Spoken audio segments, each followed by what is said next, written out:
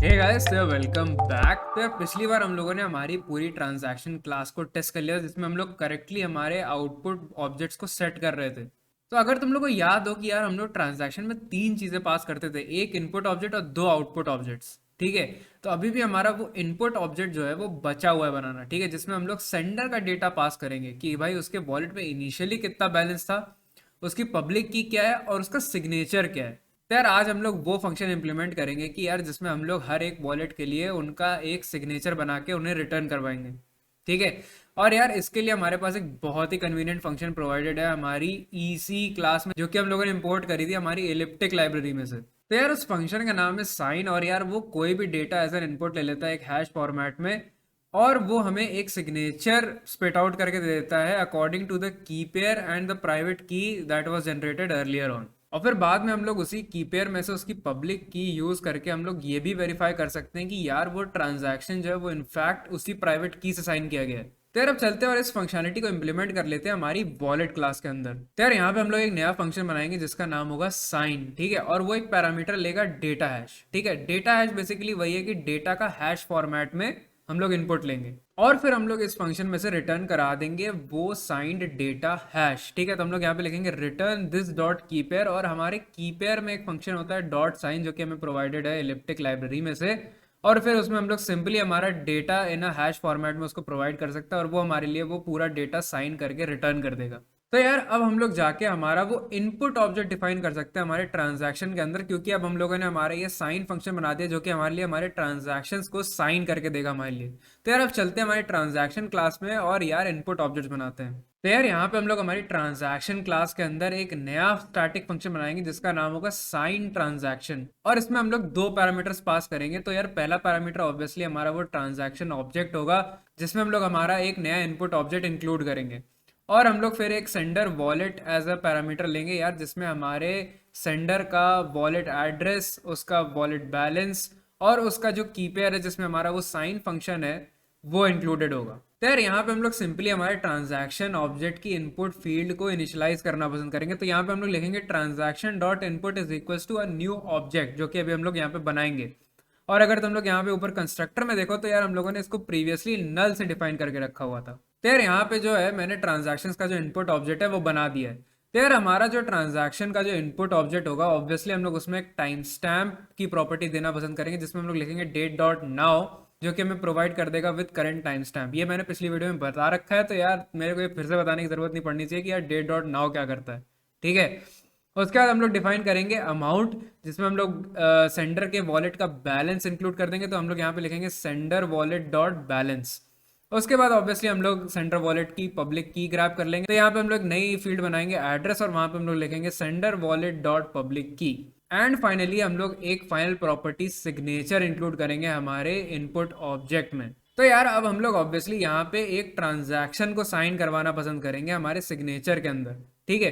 But अब क्या है कि यार हम लोग यहाँ पे पूरा ट्रांजैक्शन ऑब्जेक्ट को साइन नहीं करवा सकते, क्योंकि यार ऑब्वियसली हम लोग करंटली अभी ट्रांजैक्शन में एक प्रॉपर्टी बना ही रहे हैं जो कि इनपुट फील्ड है उस ऑब्जेक्ट की। तो अभी हम लोग करेंटली पूरे ट्रांजैक्शन को हैश आउट नहीं करवा सकते। ठीक है।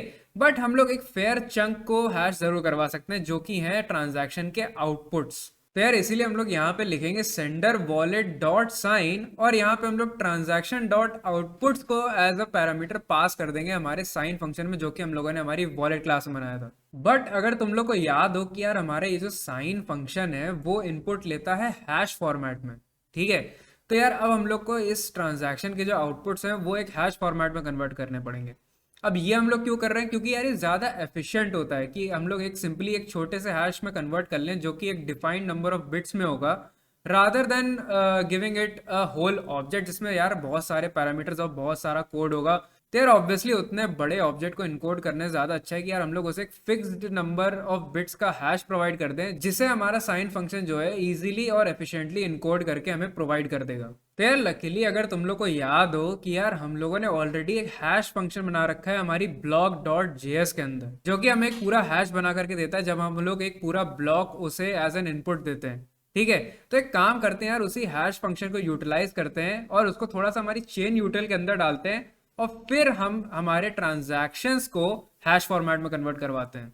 तो यार यहाँ पे मैं आ गया अपनी ब्लॉक डॉट जेएस में, और यार यहाँ पे हम लोग सबसे पहला काम ये करेंगे कि यार यहाँ पे जो हम लोगों ने हमारे एस एच ए 256 का इम्पोर्ट लिखा हुआ है, इसको सिंपली यहाँ से कट कर लेंगे और हमारी चेन यूटिल में जाके इसे पेस्ट कर देंगे। तो यार यहाँ पे मैंने अपनी चेन यूटिल में वो एस एच ए 256 का इम्पोर्ट जो है वो कट करके पेस्ट कर दिया है। तो यार अब हम लोग क्या करेंगे कि यार हमारे इस चेन यूटिल में एक स्टैटिक हैश फंक्शन बनाएंगे जो कि एक आर्बिट्री डेटा लेगा, उसको एक स्ट्रिंग फॉर्मेट में कन्वर्ट करेगा और फिर उसे एस एच ए 256 फंक्शन में डाल करके हमारे लिए एक हैश स्पिट आउट कर देगा। तो यार यहाँ पे हम लोग हमारा स्टैटिक हैश फंक्शन बनाएंगे जो कि लेगा as an input any data, ठीक है।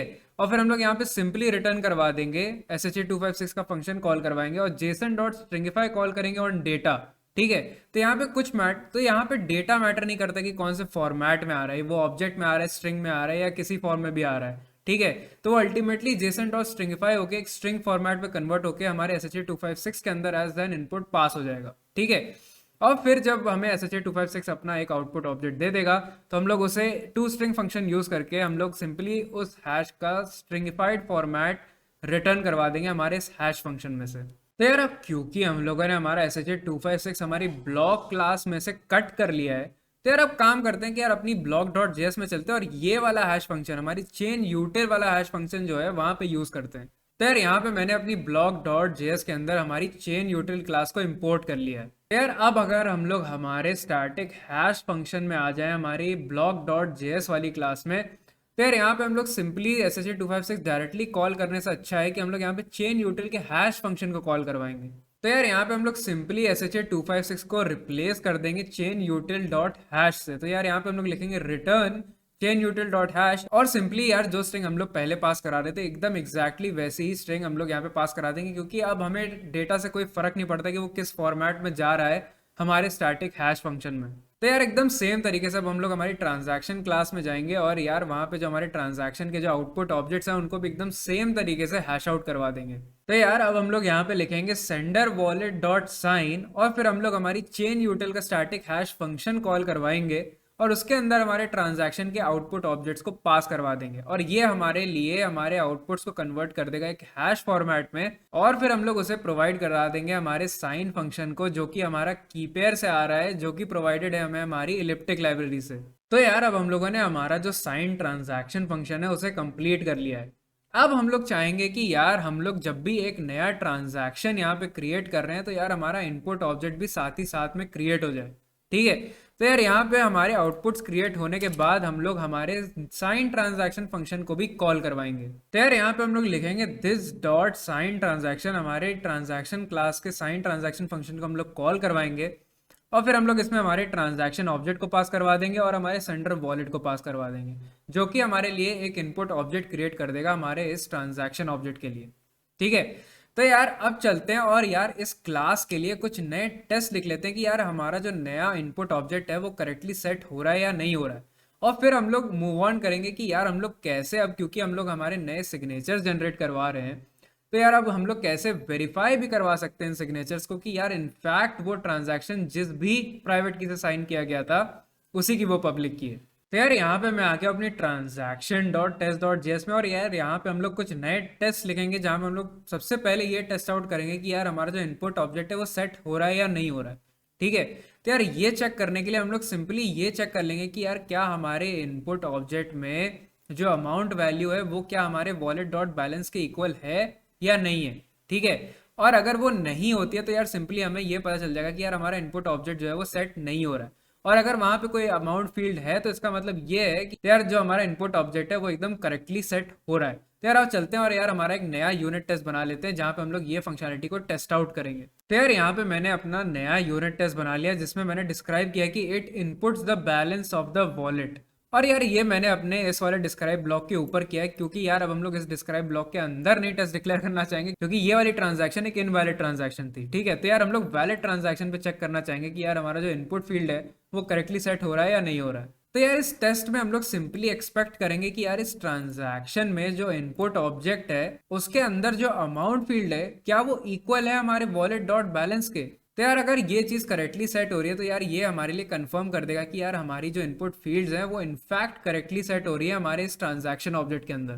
तो यार अब चलते हैं अपने कंसोल पे और यार हमारे टेस्ट रन करके देखते हैं कि यार हमारी ये जो न्यू फंक्शनलिटी है वो इनफैक्ट करेक्टली चल रही है या नहीं चल रही है। तो यार यहाँ पे जैसा कि तुम लोग देख सकते हो यहाँ पे मैंने npm रन टेस्ट करके मेरे सारे टेस्ट जो है वो चला लिए और यहाँ पे मुझे अब देखने को मिल रहा है कि यार अब मेरे 16 टेस्ट केसेस जो है वो पास हो रहे हैं, यानी कि हमारी ये जो नई इनपुट फील्ड है वो भी करेक्टली सेट हो रही है। तो यार अब हम लोग आगे चलते हैं और यार अब क्योंकि हम लोगों ने हमारी सिग्नेचर बना ली है हमारे इनपुट फील्ड के अंदर, तो यार अब हम लोग चाहेंगे कि यार इसको वेरीफाई भी कर पाए। तो यार अब आगे चलेंगे और यार एक वेरिफिकेशन फंक्शनलिटी भी ऐड करेंगे हमारे इस एप्लीकेशन के अंदर, जिसके थ्रू हम लोग ये वेरीफाई कर पाएंगे कि यार ये जो ट्रांजैक्शन है वो इनफैक्ट उसी प्राइवेट की से साइन किया गया है जिसकी वो पब्लिक की है। ठीक है, तो यार ये सब हम लोग करेंगे हमारी आने वाली वीडियोस में। तो यार तब तक के लिए keep chilling at the code को।